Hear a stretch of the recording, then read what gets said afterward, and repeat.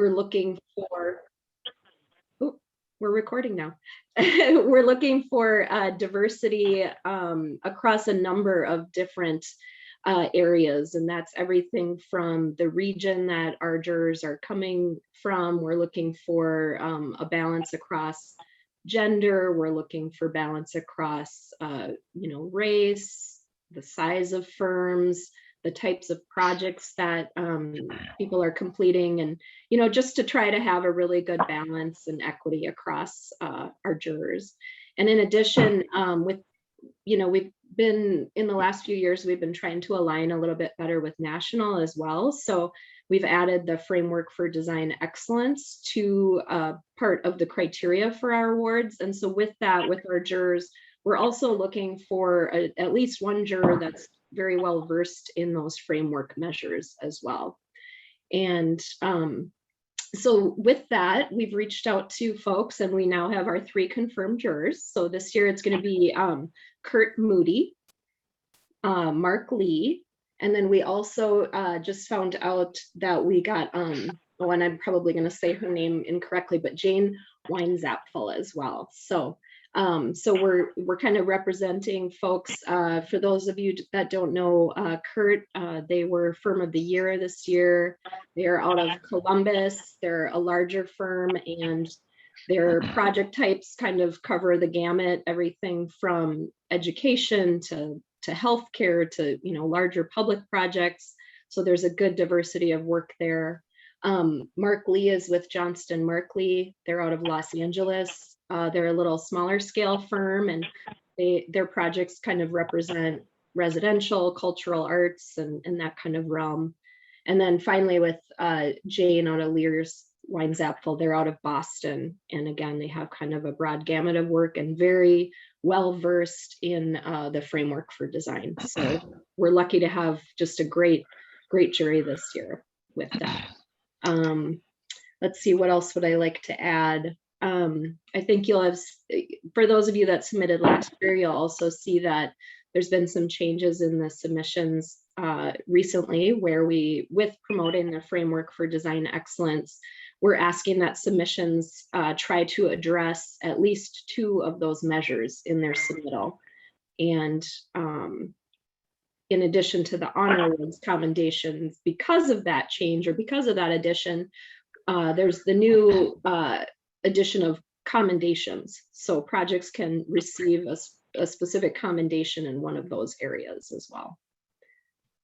Let's see, anything I missed, Adam or Chris? Anything else you'd like me to touch on before I pass it off to the presenters? Or any questions from the crowd? Yeah, before the questions, we have any questions, I would just say that you'll see as Doug and Nate present how the firms. Last year was a difficult year. We were doing it for the first time, and by and large, I saw all the submissions and everyone did a really nice job. If you're thinking of the framework for design excellence in terms of the rigor of a COAT submission, where you have to address all 10 measures and have metrics, that's not the case. We're asking for,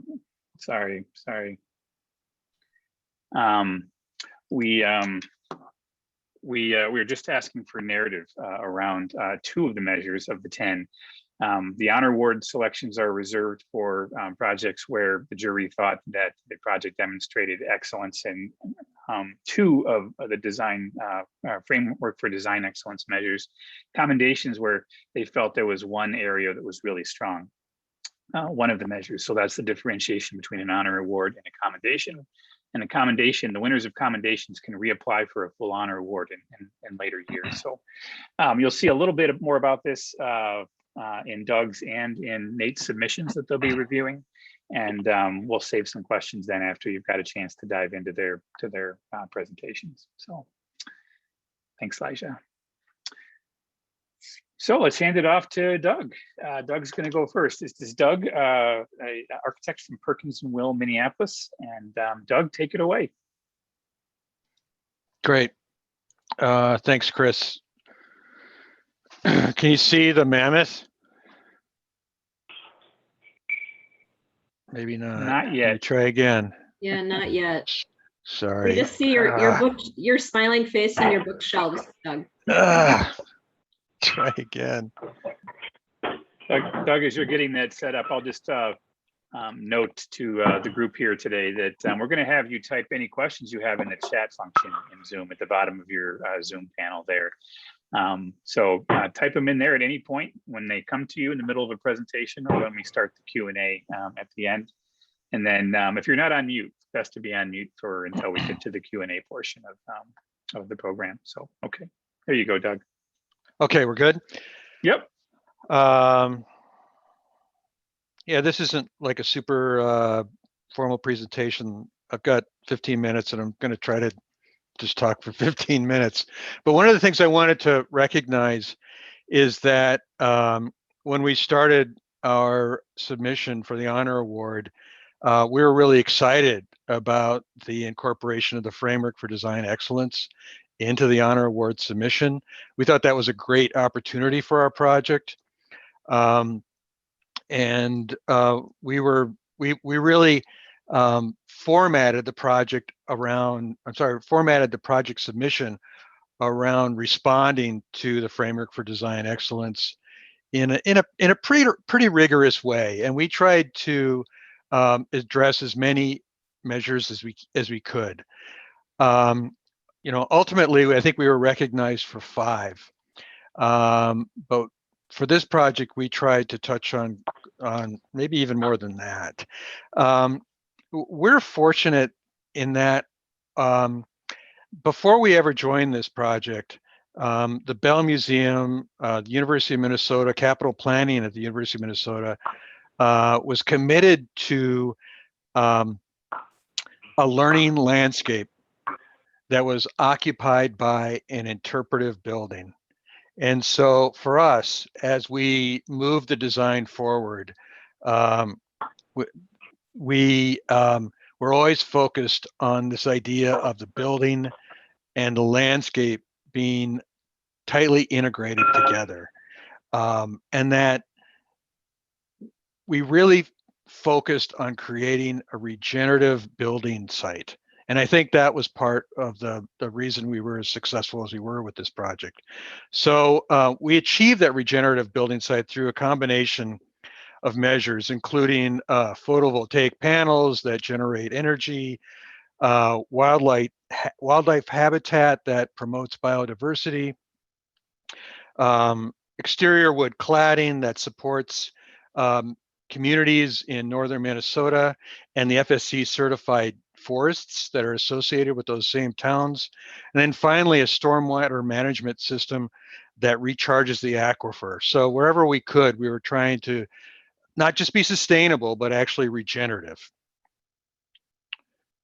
And let's see how. Here we go. Oh, too far. Here we go. So allotted in 5 categories, which include design for integration, design for ecosystems, water resources, and design for change.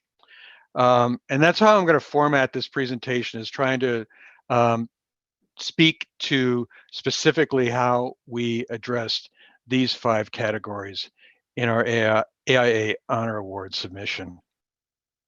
And I'm going to start with design for integration, which was kind of introduced by this slide, where we introduced the idea that the Bell Museum, specifically on its new site at Cleveland and Larpenteur, was a gateway to the St. Paul campus, but also a gateway to University of Minnesota research.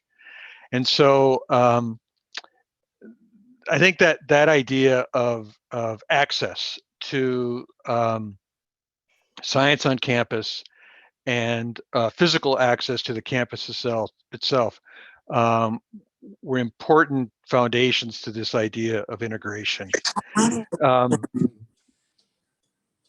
Sorry, I thought that was a question. I think it's worth noting that the first year that the Bell Museum opened, it welcomed over 230,000 people to the building, which is about 6 times the number of people that visited the Bell Museum in its final year on the University of Minnesota campus. So this idea that accessibility was really important. If you ever went to the old museum, It was kind of a challenge to get to. Being able to get to the building itself is somewhat of a challenge. If you're in a wheelchair, accessing the collection was a tremendous challenge because of the different levels. And so universal accessibility was a real priority for this project. And I think that was part of the reason that design for integration was one of the successful measures we achieved. Just want to throw this in here just periodically. I thought we have to remind people what the building looks like. But I also want to show these diagrams, which I think were really important to describing our response to the framework for design excellence. Because of the number of pages in the honor award submission, we had to kind of consolidate a lot of measures into a single diagram. So in this case, I'll talk about design for ecology. Here we see where we have wildlife habitat, where we have the pollinator gardens, where we have the frog pond and so on. The whole site is kind of intended to be a kind of regenerative learning landscape. And that's what we were trying to touch on in this slide. Later on, I'll show this slide again to show how we actually achieve that. Here we go. And this is the page that we used as a kind of compilation of images that touched on how the building connects to its site. So here in the upper right, you see the frog pond and how it's situated adjacent to the building. Next to that, to the left, the kind of top center image is just a close-up view of the building entry and showing the thermally modified wood cladding. This image on the upper left is actually an interesting image because it's an image that was shot by the Bell Museum itself, because after the building was opened a couple of years later, this frog pond is actually used for University of Minnesota research. So you have students that go out to that site, test the water, examine the animals and the plant life that live in that pond. And that's what we're seeing here on the upper left. And then this slide, I wanted to talk about design for water. So like I noted earlier, we consolidated a number of measures into a single diagram. But in this image, I think it's important to call out the frog pond that I called out in the previous image. That frog pond actually doubles as an irrigation pond. So we're collecting water off the roof of the Bell Museum. It's collected into that frog pond. Because it's collected off the roof, it's actually it has a very high level of purity, so it's really clean, which is necessary in order to sustain the life of frogs. But that pond actually does double duty, where it's not just wildlife habitat, it's not just research, it's actually acting as the irrigation pond too. In fact, it's sized sized bigger than it needs to be in anticipation of an increasing heat in our climate and the increasing need for water for irrigation. Design for resources was also highlighted as one of the measures we achieved. I'll talk a little bit about that later, but in this slide, we're actually talking, we brought up the wall assembly and some of the details associated with that exterior wood cladding. Over 40% of the cladding of the building is thermally modified eastern white pine. 100% of that eastern white pine cladding is FSC certified. It all comes from Minnesota timbers. That wood that was harvested in Minnesota is actually taken to a center in northern Minnesota for treatment. It was milled in northern Minnesota and then brought to Minneapolis. So Not only is that supporting FSC certification, but it's actually supporting the communities up there in northern Minnesota that produce that timber. And that wood on the exterior of the building is actually intended to be a continuation of the learning landscape. As you're out on site learning about pollinators, wildlife, and so on, the building skin itself is actually intended to be a kind of interpretive element, that there's a story associated with that wood that I just told, that visitors to the museum can learn if they kind of dig in a little deeper into the building. Once you're inside the building, you see that that thermally modified eastern white pine actually folds into certain parts of the building, specifically the living diorama or storybox spaces, and that's where we're seeing here on the image on the screen right now is the north storybox, which is the home of this mammoth. I noted earlier, the building is conceived as a living diorama that is manifest in these 3 storybox spaces that are located on the west, the north, and the east side of the building. And you can see here how that thermally modified wood kind of folds into the building to frame those spaces. And then finally, here's just an image that just shows the building kind of shortly before it opened. This is the, showing mostly thermally modified wood. We also have some pre-weathered steel here in the foreground. If you've been by the museum lately, you know that it's not this color anymore. The thermally modified wood actually kind of takes on a patina or a gray color over time. So it starts out with kind of a conventional wood color, and then over time it takes on a very soft gray. So if you drive by the Bell Museum today, you'll see that it's not quite this color anymore, but something a little bit different. And I think that's all I have. I have a slide here for thank you. And this is where I would ask for questions, but at this point, I'm going to pass it on to Nate.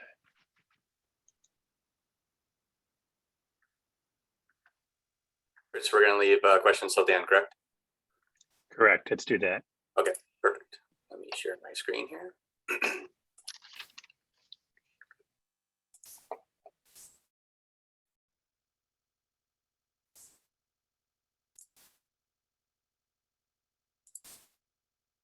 All right, is everyone able to see my screen?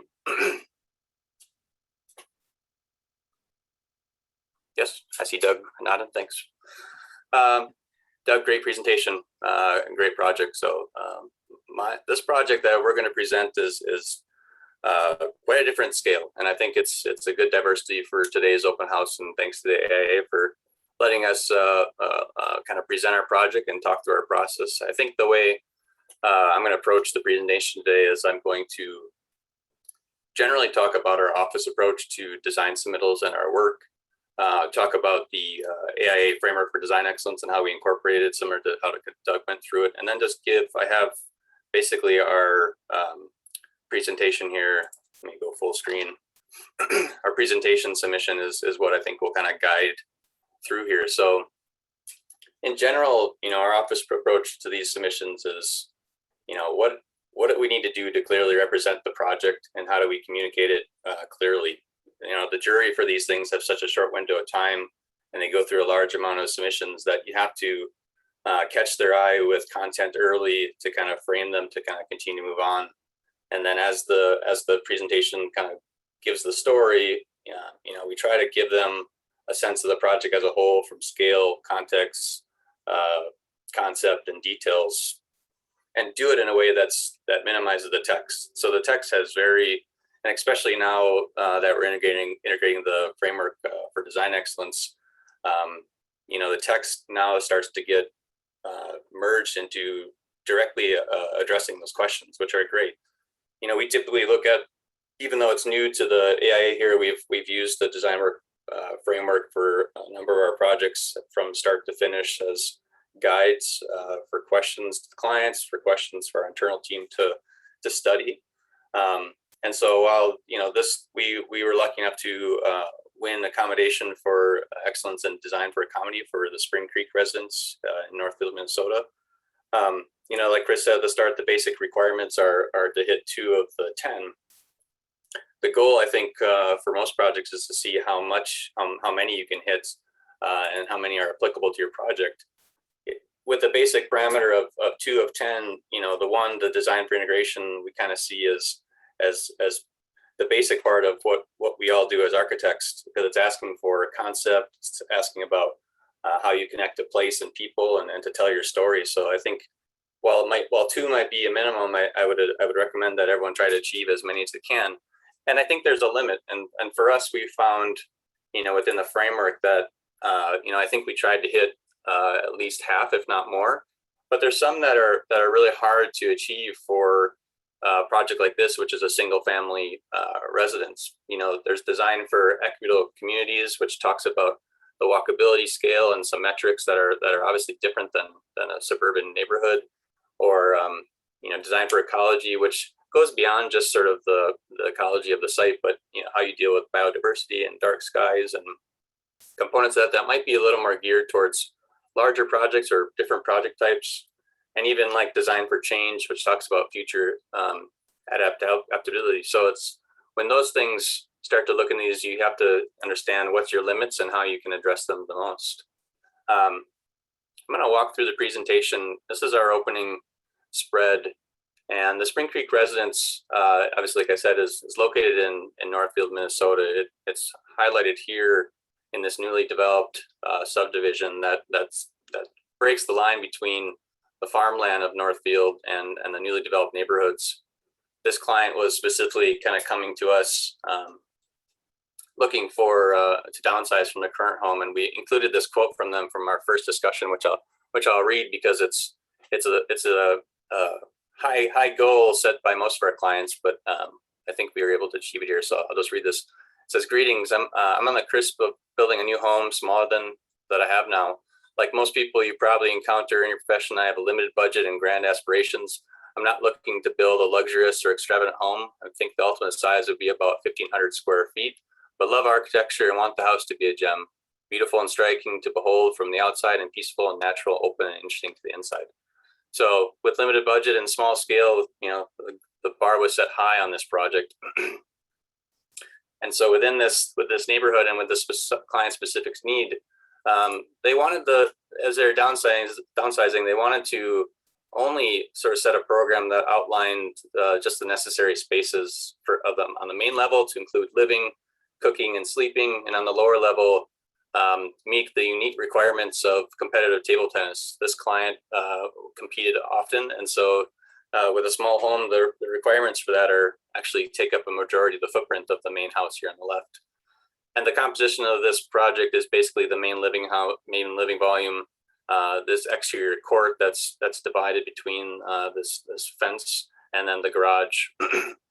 And as we designed this client specifically, they also wanted to keep their site as natural as possible. So this is the early stages of all native grasses within the front area, so they didn't have any to do any mowing. And they also needed a large area on the back of the house to deal with the client's passions for growing berries for jam making and having a large outdoor garden. So you can see as we kind of talk about this project, you look at some of the frameworks, designing for resources, designing for water and energy, they all start to get compiled into this project. And you'll see, if you're kind of looking at some of these early pages, we've taken a header, for some of our text, which is minimal to begin with, to really frame it towards those questions and talk about the process of how we involve that and integrate it into our project. This project was taking a project typology, which is what we've all seen quite a bit of as newly developed homes and suburban communities, and analyzing in a different way to try to understand, especially with this client, what they needed and how we as architects can provide the client with all their needs and desires into their specific program. So we analyzed the envelope and the conditions that you see in sort of typical house construction like this, which is they're taking standard windows. They have a certain amount of surface area and openings that they kind of combine with some of the neighborhood regulations. And so we graphed out in the diagram our project in comparison to others, and just kind of show that you can achieve a lot without, you know, building extra if you need to, but you can build to the minimal and still meet the needs of the client. This project evolved quickly, obviously, as the neighborhood even evolved. So taking a shot kind of early at the conclusion of the project, which happened in the winter, and then just a few months later in the spring, you can see that some of the houses were started, or even to the left, non-existent. And as they continued on, they just kept building around it. So when we built the house or designed it, the placement of windows within the living spaces and in the courtyards were very specific to know that this development would grow, but what we could achieve through views and corridors and things that we know would be there forever was how the placements of the windows and configurations were set. This is just an interesting photo that we took that sort of talks through, again, some of these standardized, this happened to be Pella windows, and how it compares to some of the neighboring properties and just the composition. So again, you're seeing sort of the natural vegetation here on the exterior. This is the pumpkin gardens that started to spread vines down the hill, and the exterior courtyard between the two volumes. This is a shot of the interior courtyard as you enter. Accessibility was a big key for this one, as this client was starting to age and wanted to minimize the steps. So this project has a real ease of access from driving up the drive, walking up there with only a single step between the main livings level and the exterior. And then again, just bringing the jury from the outside to the inside and connecting through spaces. So here again, we're seeing that courtyard, some of the vistas beyond. On this site, the site had a pretty steep grade to this lower valley here.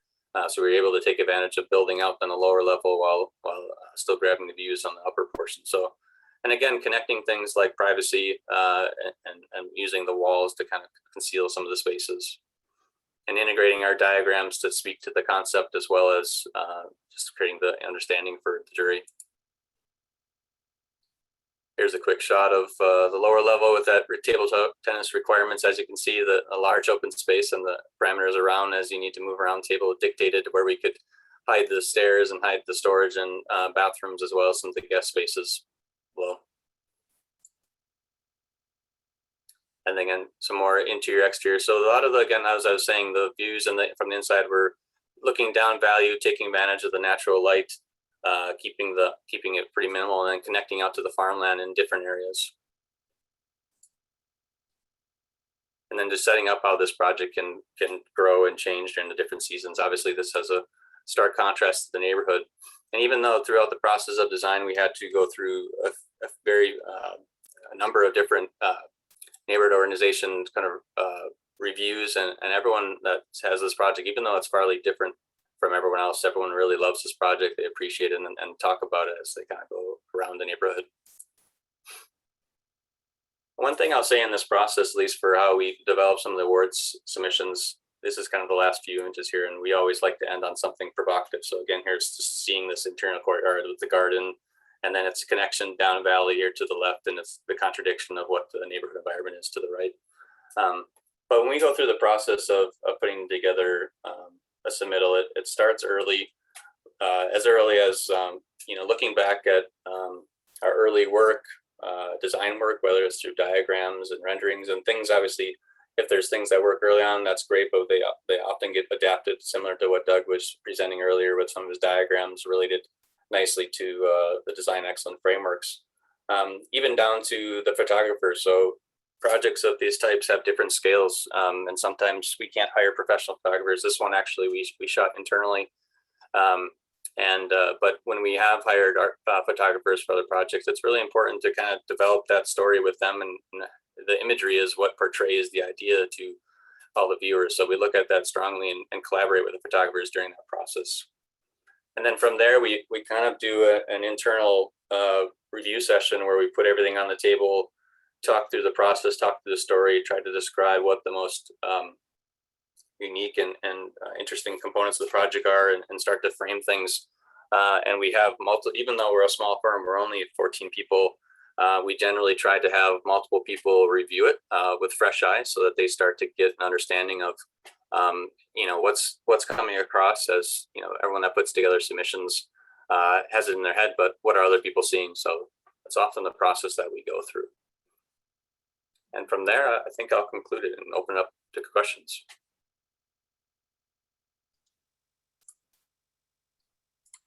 Thank you, Nate, and thank you, Doug. Those were wonderful presentations.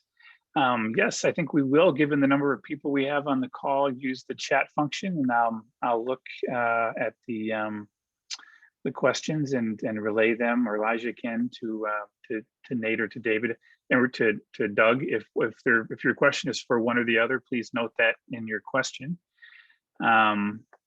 This really, you guys both hit things on the head. I've been watching these juries happen for more years than I care to admit. You're both dead on in your approach to these. It's really important that the entry be visually interesting enough to get quickly into the second round. That first review is a very visual one. These are architects that have been looking at images and renderings for a very long time. They can read things visually very quickly. And so it's important to get there. The reading should be there for when they need to dig in and start to really weigh one project against the other. So that was a great comment from Nate. The only other thing I'll mention as the questions are coming in is that, yes, the Bell Museum had five categories it was awarded for, but most of the winners were 2 or 3, and we had 3 commendation winners as well. So do not think that you have to have a project that has notable achievements in 5, 6, 7, 8, or 10 of the 10 measures of the framework for design excellence. 2 really strong ones will do it. These are jurors that have been submitting and won code awards before, and they're equally impressed by projects that can show design excellence in 2 of the categories. So just wanted to emphasize that. It looks like we have a question, Chris. Yeah, go ahead, Elijah. Roberta. Yeah, Roberta's just asking if it's possible to resubmit a project with different criteria that did not win a previous year. And yes, we encourage people to resubmit. And in regards to commendations as well, if you have a project that received a commendation and you would like to resubmit a subsequent year for an honor award, that is also encouraged. Correct. For those of you who haven't been, the AI Minnesota website, if you go to the main tab, get involved and run down to awards, and then choose honor awards from there.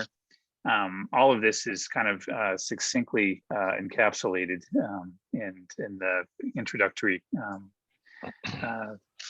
copy on the honor awards program, how to submit, and then it has a lot of information about the past year's winners, so that you can get a better sense of the range of design measures that were highlighted in the submissions, the winning submissions.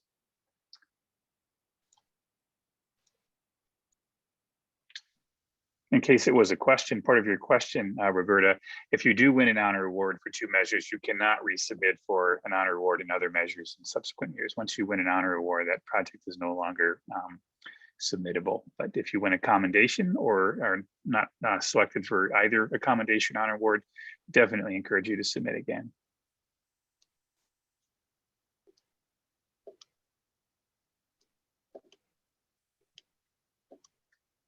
Chris, do you want to share anything that the jurors last year might have said regarding how commendations or how the framework was presented that they appreciated or that worked specifically well for them, whether it was via the copy or diagrams or something like that, since that is pretty new for folks?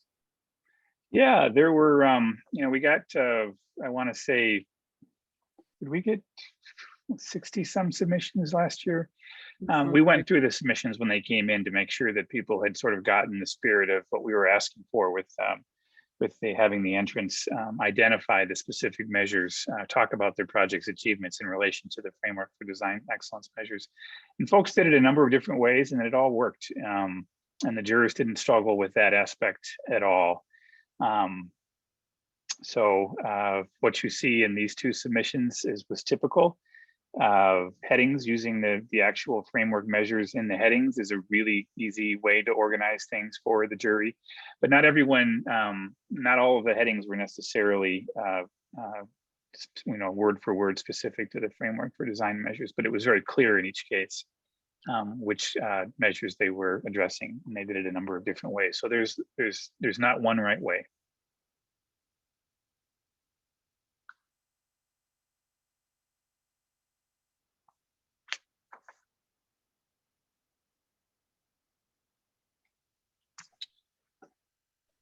Any more questions, folks? We got plenty of time. Maybe I'll just jump in and admit that we did submit the Bell Museum project for a COAT Top 10 award.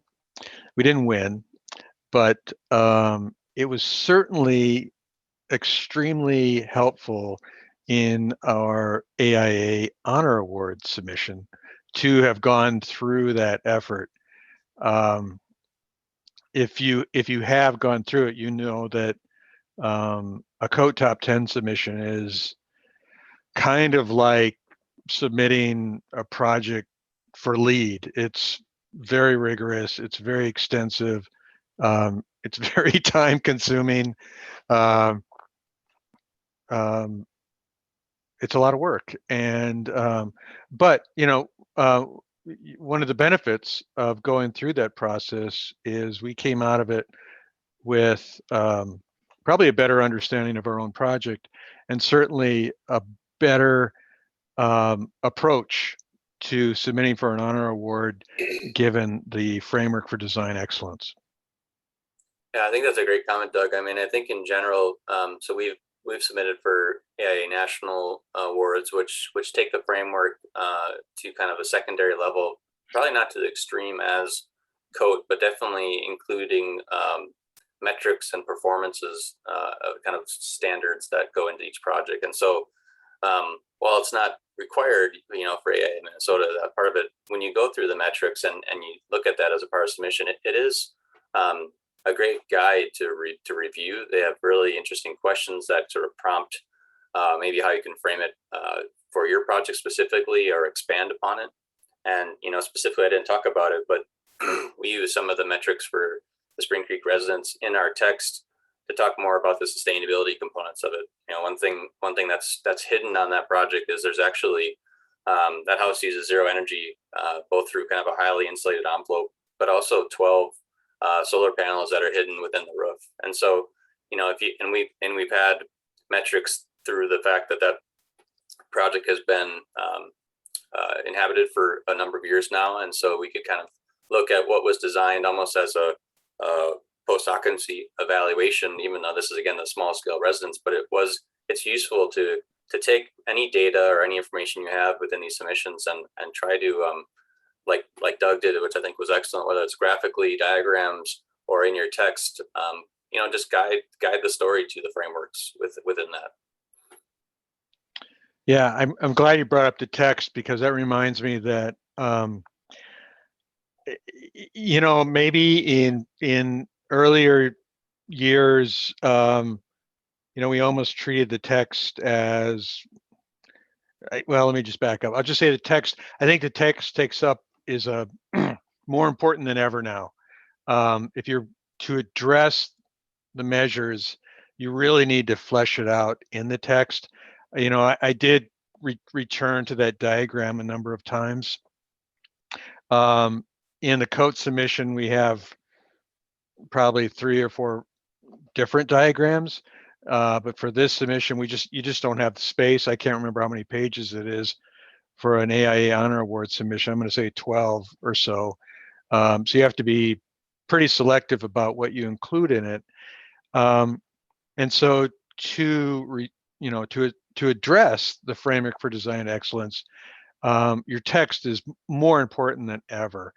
There's only so much you can cover in a diagram or a photograph. So you have to really be concise and specific in order to get those concepts across well. Yeah, I would agree with that. I mean, I think the submissions are always a challenge. I mean, we are limited to a certain number of pages, within the details on the AIA Minnesota website as to how you put it together. And obviously you could write probably, 12 pages on a project if you wanted to give the full details, but it's a delicate balance of presenting the work clearly through photographs and diagrams and renderings but to Doug's point, really making sure that when you do add text, it's to the point, and it's easy to understandable. And now that the framework is definitely a major part of this, that it addresses the questions, and to Chris's earlier point, if 2 is all they can hit and you think that's the most important, that's great. If you can go beyond that, it's only going to help. And I'll just pile on and say, one of the benefits of going through this process is, recognizing that a lot of the work we do is storytelling, and stories get better with retelling. Writing gets better with more drafts. The way we talk about our work improves every time we do one of these submissions. I think we get a little bit smarter every time we do these. And so it's great to win awards, but even if you don't win the award, just going through the process results in a better story and a better understanding of the work that you've done. I'll quickly add to what something that Nate commented on is getting fresh eyes on the submission after you've spent many, many hours on it. We've had stories from past presenters that I can think of one project in particular that wasn't winning for a few years in a row. They switched up their personnel and had some new people look at the submission. And the next year it won both an AIA Minnesota Honor Award and an AIA National Honor Award in the same year or within a year of each other. So it's important to get other eyes on it. And if you have the opportunity you have some people that you think have can put the right eyes on the submission and give you some good feedback, leave yourself a little time for that before the submission is due. That always helps. I'd also add just a recommendation too, for those, if you haven't been a part of submitting for an award before, as soon as the award force entry opens up, you can start to submit. And it's also that is a great guide as well, because there's content beyond just the PDF presentation you put together that you need to either get approvals from or copyright information from. And so the earlier, to me, if I give one bit of advice, the earlier you start a submission and the earlier you look at the framework, the better you'll be, just to give the amount of time to be able to adapt to those things and not get pinched at the end if there's client confirmation or something that you need that's last hour.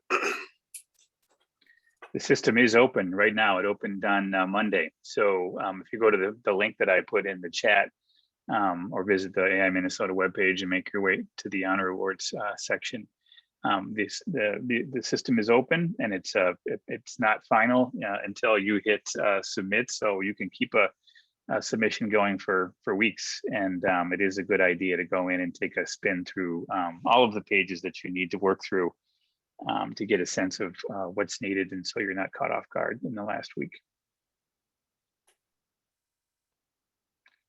If you have just a general kind of comment, if you have questions about award force, my colleague Sherry Hansen is our resident pro here, and she can be reached at Hansen, Hansen, at AIA-MN.org. I'll put these email addresses in the chat. Amber Allardyce, our deputy director, is also quite proficient in setting up programs in award force. So those would be the two people to talk to for that. If you have any criteria questions or jury questions or anything related to the content of your submissions, I will be your lead resource for that, and the co-chairs can be resources as well. So I'll put those three email addresses in the chat right now.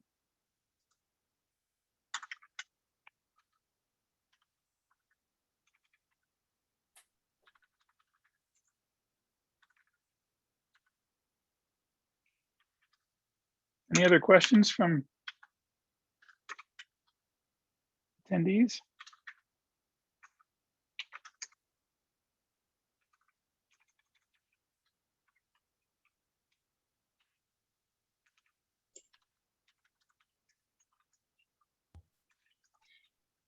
Okay, I think we're probably good. Thank you all for joining us. Those email addresses are in there now. Thank you, Elijah, for presenting here today. Thank you so much, Nate and Doug, for two terrific presentations and sharing the hard work you put into last year's what went on to be winning submission. So appreciate your time, and all those who are still on the call, do reach out with questions. We're here for you.